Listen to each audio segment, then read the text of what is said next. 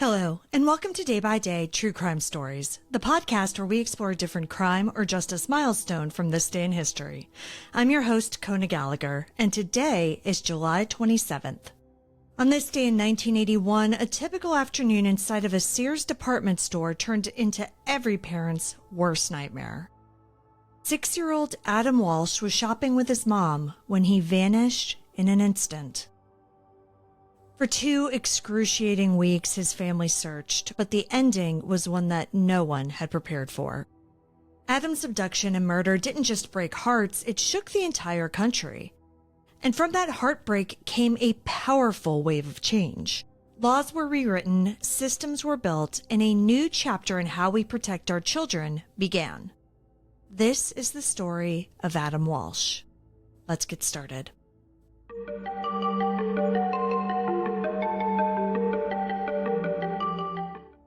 July 27th, 1981 was a hot, sticky Monday in Hollywood, Florida. 6-year-old Adam Walsh was out running errands with his mother, Revé. They were at the Hollywood Mall, and Revé was just there to buy a lamp at Sears. While she browsed the lighting section, Adam stayed a few aisles over in the video game section. He was mesmerized by a small crowd of older boys who are huddled around an Atari demo display. He joined them, and Revé continued her shopping. She wasn't far away, but when she came back to check on Adam at around 12:15 p.m., he was gone. At first, she assumed that he'd simply walked to another section or maybe gone to the bathroom or something. But after combing aisle after aisle and having him paged over the store's intercom, reality started to set in. Adam had disappeared. A store employee later told her that a young security guard had asked the group of boys at the video game display to leave the store after they had started arguing over whose turn it was. He had asked the boys if they had parents there, and the older ones said yes. The security guard must have just assumed that Adam was with them. So he followed the other boys right out of the store. Revé called police at 1:55 p.m., an hour and 40 minutes after she last saw her son. That call would mark the beginning of one of the most heart-wrenching missing child cases in American history. Soon, the Sears parking lot was flooded with flashing lights, search crews, and news cameras. Volunteers handed out flyers with Adam's picture, his little grin staring back from telephone poles, shop windows, and car windshields. But as the hours stretched into the evening, hope started to dim. Strangers poured into the Walsh home. Some brought tips, others brought prayers. The family received tens of thousands of letters. John Walsh would later recall the post office delivering an entire truckload, 40,000 cards dumped into their driveway. But the heartbreak was only just beginning. John Walsh was furious about what he perceived to be a lack of urgency from law enforcement. He would later say that the FBI refused to get involved because at the time, there wasn't even a national database for missing children. There was no coordinated system.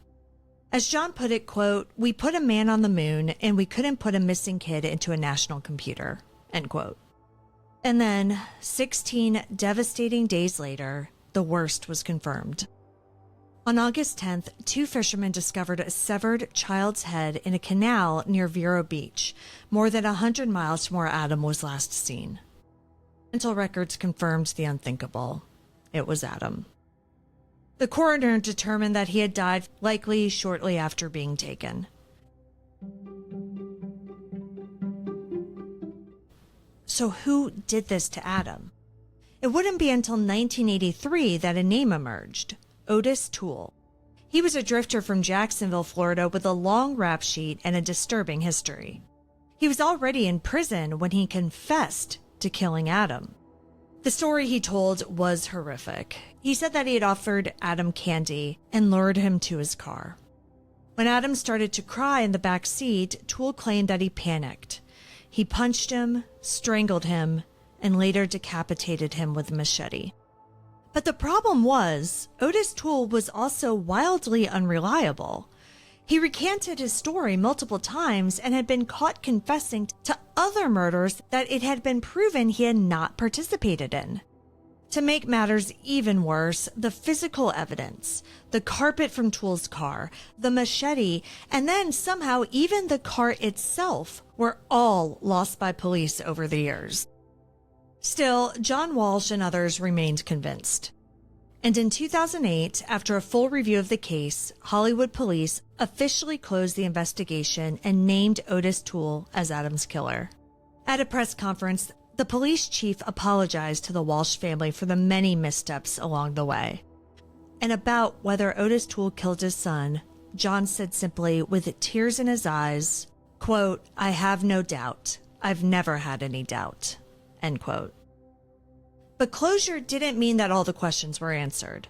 While authorities and the Walsh family are convinced Toole was Adam's killer, the mistakes that had been made by police meant that there was no DNA, no trial, and no definitive proof. Just a lifetime of pain. But what happened next is the part of the story that changed the world. John and Revé Walsh could have disappeared into their grief and no one would have blamed them. Instead, they turned their heartbreak into action. They created the Adam Walsh Child Resource Center to push for tougher laws protecting children. And in 1982, just 1 year after Adam disappeared, Congress passed the Missing Children's Act. For the first time ever, missing kids could be entered into a national database. 2 years later, they helped launch the National Center for Missing and Exploited Children, a game changer in the fight to bring lost kids home. From Amber Alerts to age-progressed photos, it became a lifeline for families in crisis. And then, in 1988, John Walsh stepped in front of a camera and into the national spotlight. He launched America's Most Wanted, a show that helped catch over 1,200 fugitives and reunite countless families. In 2006, 25 years after Adam's disappearance, President George W. Bush signed the Adam Walsh Child Protection and Safety Act into law. It strengthened sex offender registration and gave families more tools to protect their children.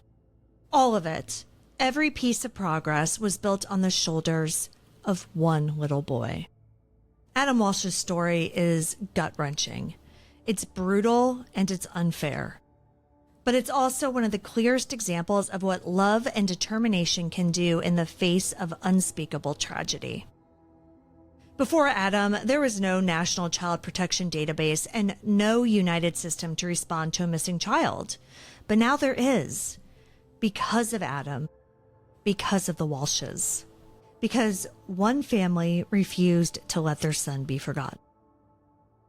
Thank you for joining me on today's episode of Day by Day True Crime Stories.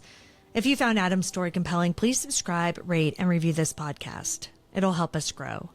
And be sure to join me again tomorrow as we explore another significant event in true crime history. Until then, stay safe and remember that behind every headline is a life worth remembering. Day by Day True Crime Stories is a Little Monster production. Hey, you can do it!